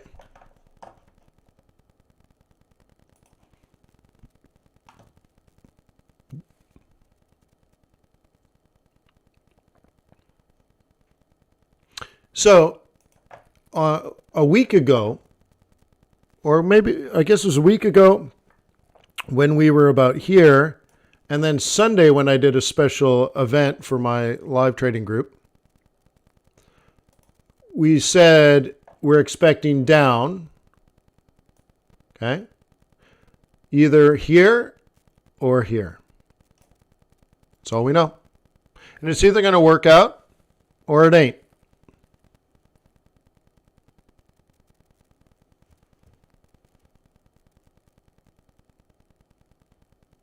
Okay. Cave says, wait till I go into drill sergeant abuse mode. No, I'm the good cop, but Ryan might do that.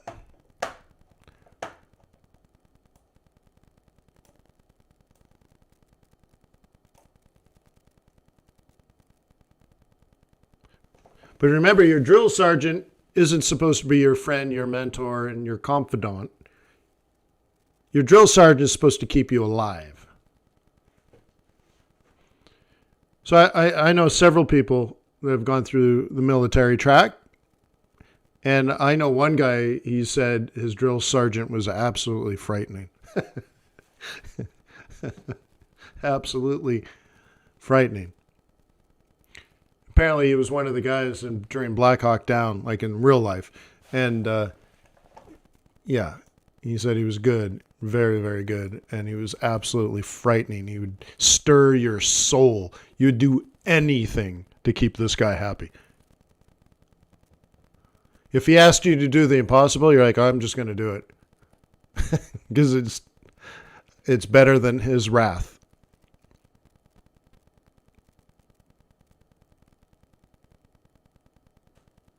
Oh, yeah?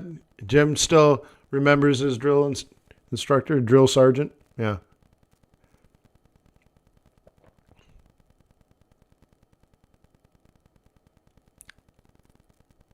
Real nice young man.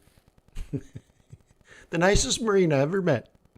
Gunny Johnson. No, wow. Yeah. Yeah. Not in the military. Yeah, yeah.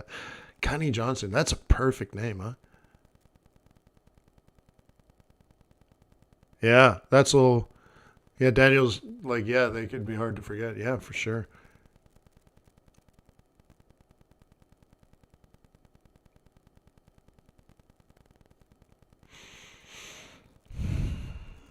All right. So you, my friend, need to practice making decisions. Okay?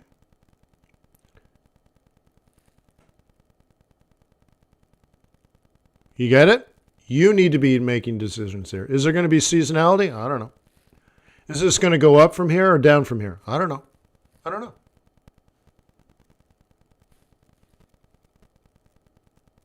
Okay?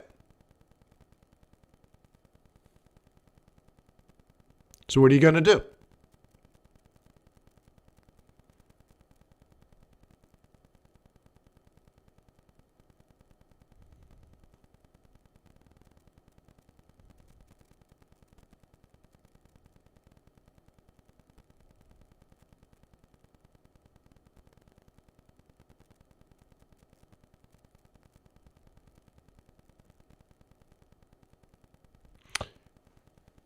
So Magni says, hey, is this a bullish or bearish trend?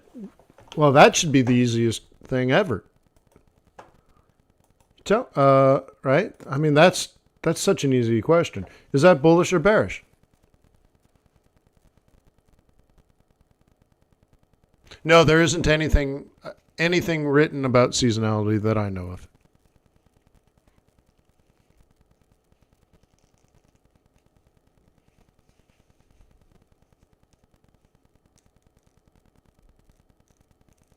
Okay.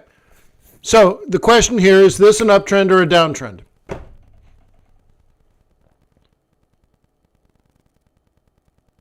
Who wants to answer?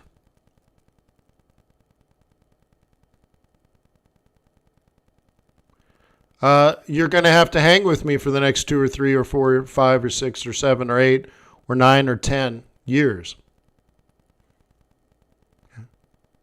Yeah, so somebody asked me, Magni says, so is this a bullish trend or a bearish trend? Well, that's the easiest thing. Trend is so obvious. What is a trend? Well, an uptrend is a series of higher highs and higher lows. So that only tells you market conditions. So based on that, if you knew nothing else, which is totally fine, by the way, maybe even better.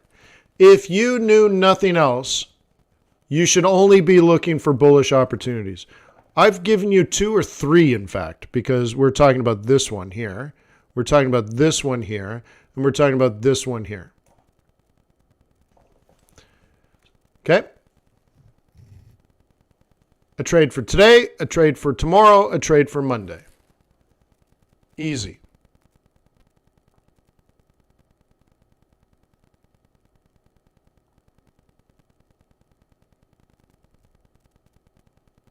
Steve's drill sergeants were awesome.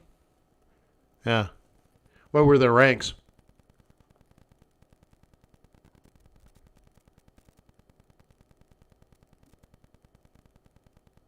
Okay.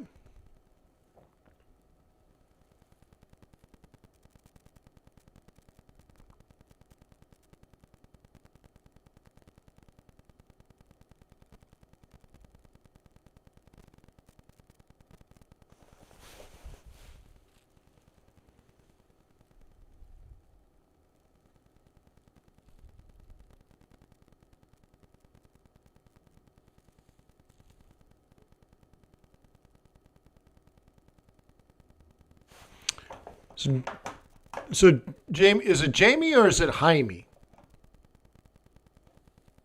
The J or an H?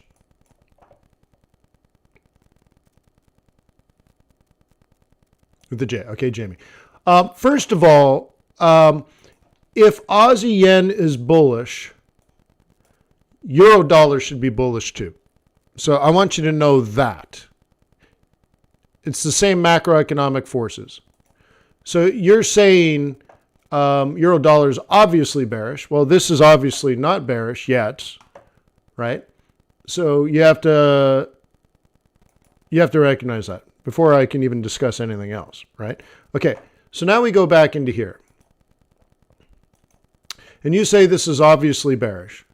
Okay, it's obviously a place for bearishness to begin. But we also talked about it yesterday when we're in this X. So you either sold this or you sold that. Notice the time of day on a lot of these are just perfect. So your big question is, what do we do now? Well, I already set this one up for you about an hour ago. Okay. So now what? Well, I also produced a couple of other ideas. It could come up here and then you sell it. It could come up here and then you sell it.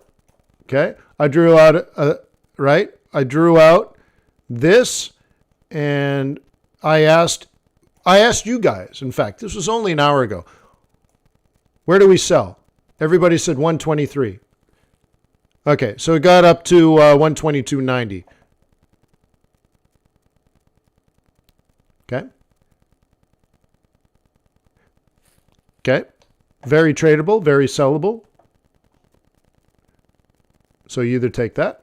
The other one is it makes a lower low, lower high, in which you sell a lower low. So there's like tons and tons and tons and tons and tons of scenarios for you to be a bear. The best of which occurred yesterday and early this morning. Okay, cool. So now you said something about pivots. So let's go into here.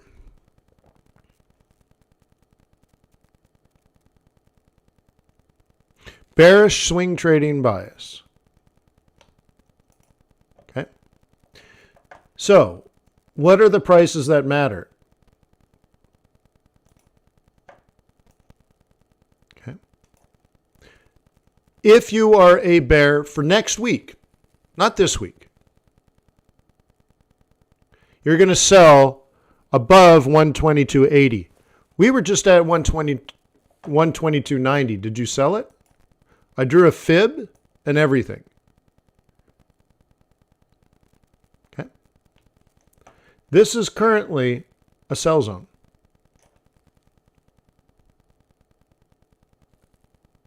Any swing trader knows if, right? These are aggressive trades, but you're front running, right? But as a swing trader, there's only two opportunities. Now, of course, you might have a third one up here, but that's not a swing trade. Not based on, right, our basic rules of engagement in the swing trading course. This is a 4-hour euro dollar, okay? The first week of January. And you are now setting up a potential head and shoulders for next week. And of course, 16 weeks ago,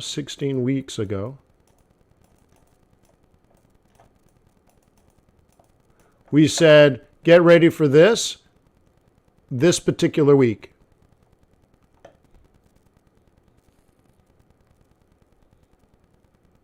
Okay?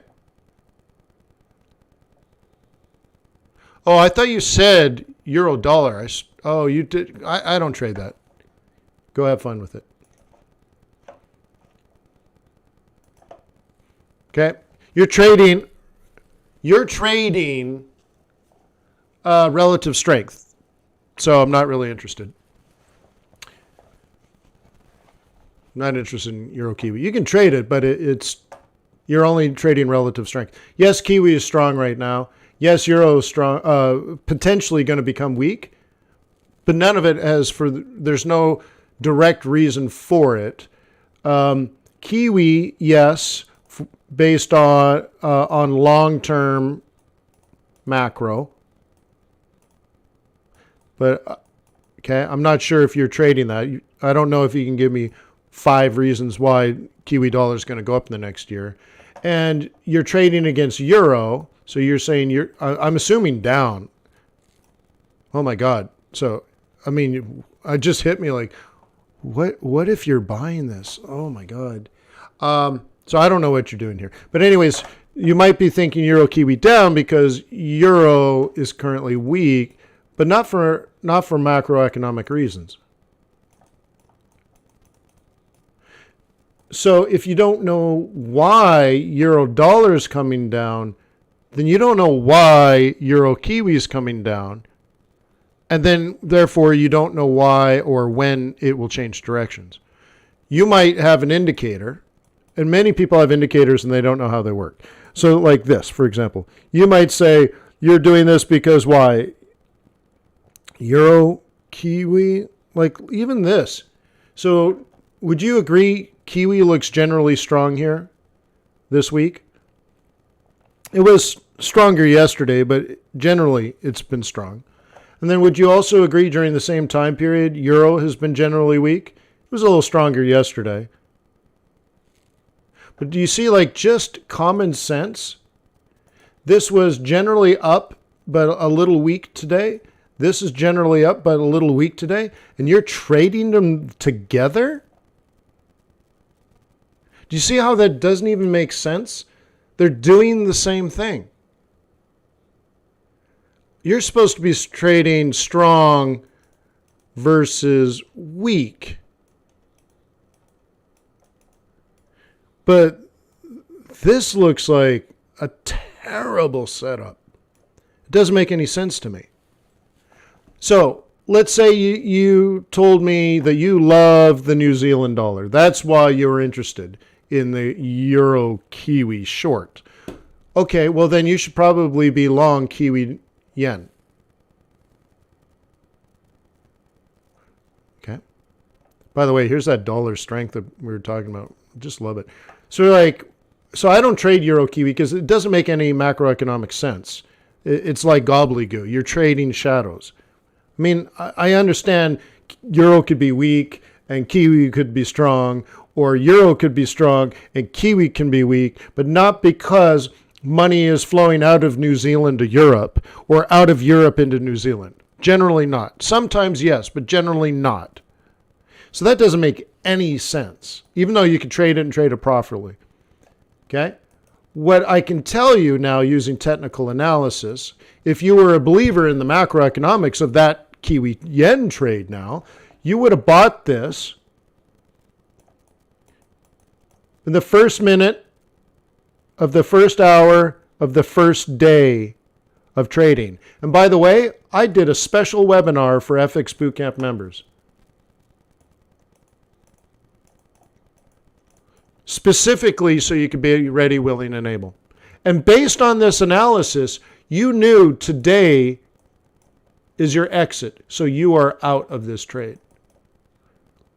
But you're not like, there's no backward looking on this. You understand? Like, I don't know why you would want to trade a Euro Kiwi. It's hard for me to even figure it out. Now, maybe it's because I'm so trained to think one way, and therefore maybe it's a weakness of mine, and I'll admit that. But I just don't get it. Like, I don't get it. It doesn't make any sense. Okay? Right? I can say the ABCs forward and backwards, but not in Greek, not in Chinese, not in Russian, right? In Cyrillic. I can't do it. So you might just have a whole different line of thought. But if you were a bull, you would have bought it, and now you're out and you're done and you're ready for non-farm payrolls. You're on the sideline. You got money in your pocket, and you feel a little bit younger, a little bit taller, a little bit thinner, and a little more beautiful than you really are. But that's what money does.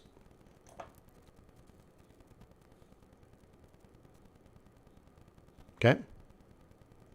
And by the way, capitalism doesn't give a damn in this situation who you are, what you look like, where you come from, who your mama and daddy were, what religion, who you love, how you love.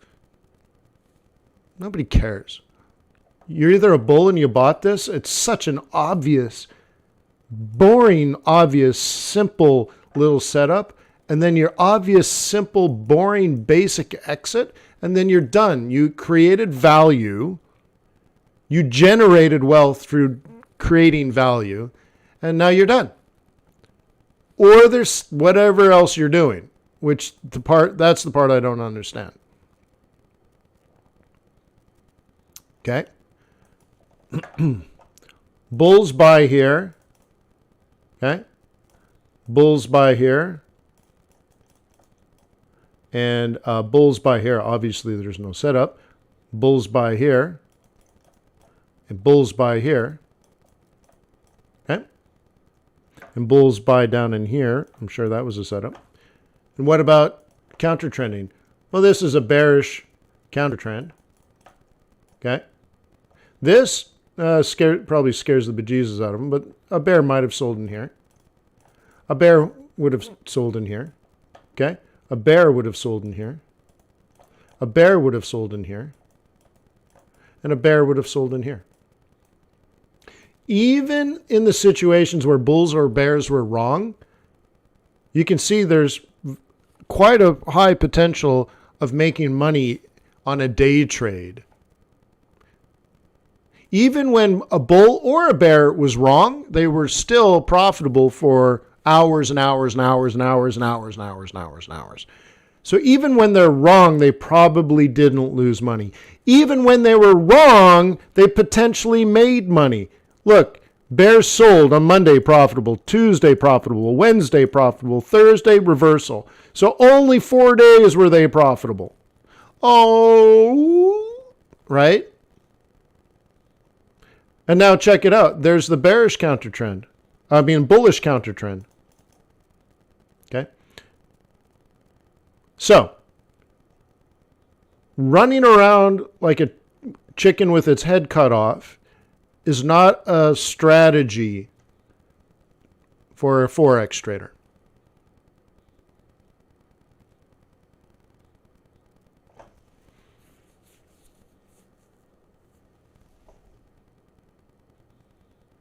Okay.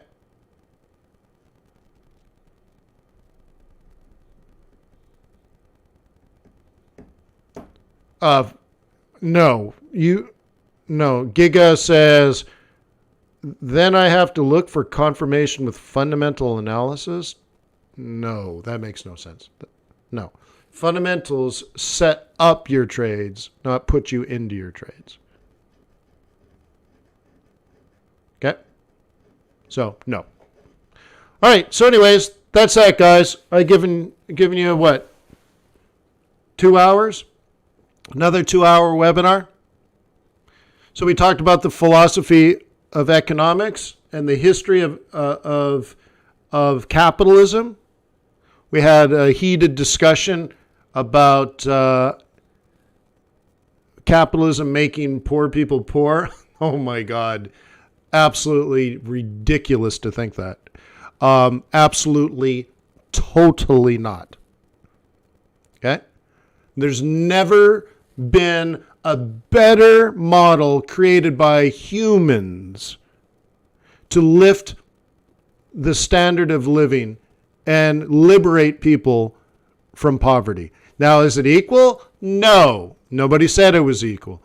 But oh my God, to think that capitalism is what makes people poor, that's stupid. Now, I don't mean to insult you, but I mean to be clear. I'm being very clear. I'm opinionated because I've studied it. I have an opinion. Okay?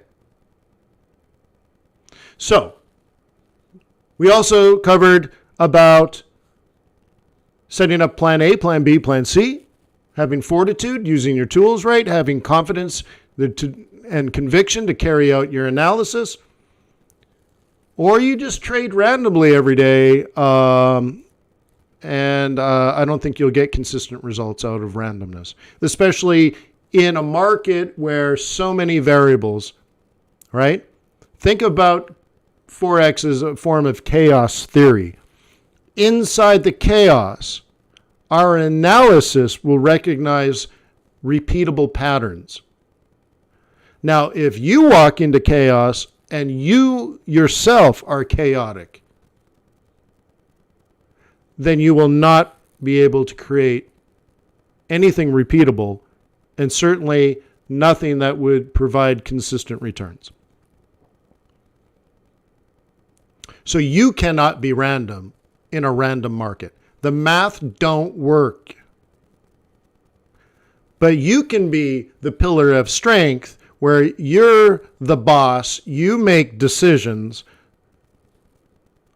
you do some analysis and you say, I think this is what it means, therefore I'm creating an investment thesis.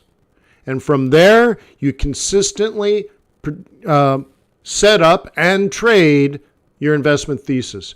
You will be consistent in an inconsistent market. But what that means is you can produce repeatable, consistent returns, even in a chaotic market. So I will see you in my live trading group in about 4 hours, fxbootcamp.com. And I'm looking forward to it. We have a lot of new members, so listen to this. Turn your webcam on.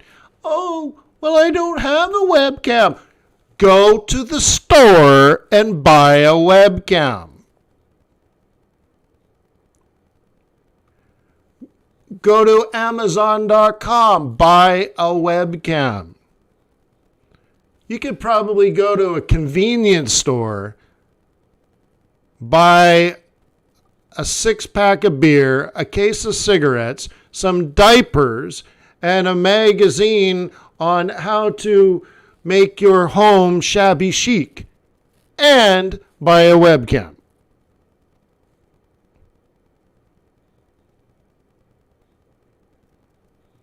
Don't you just love my shabby chic? It looks like you threw a sheet over top of your couch. No, it's more than that. Yeah, and a mic. If you want to be heard, get a mic. Cool. All right. Nice. A little facetious there, huh? Just enough sass. Yeah. I mean, look, a webcam and a mic, what do they cost? $14? Right? We don't need to see you in 4K, son. But we do need to hear you. Cool. So thank you for Traders Way for being the greatest foreign exchange broker in the whole wide world. They're also very tall, good-looking, beautiful people with healthy diets. But the bottom line is they want you to succeed, and that's why I'm here. Think about that. And then they say, hey, maybe, just maybe, the viewers on the YouTube channel will say, hey, you know what? I'm going to pay it back. I'm going to open up a live account at Traders Way. So let it be written, so let it be done. I'll see you guys later today. Tomorrow I will not be at the Forex.Today YouTube channel. I will be at the FX Street YouTube channel.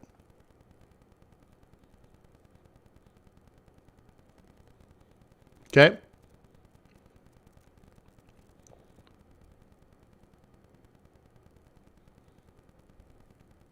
So peace on earth, may the pips be with you, may your profits be above average. Thanks, guys. Cheers.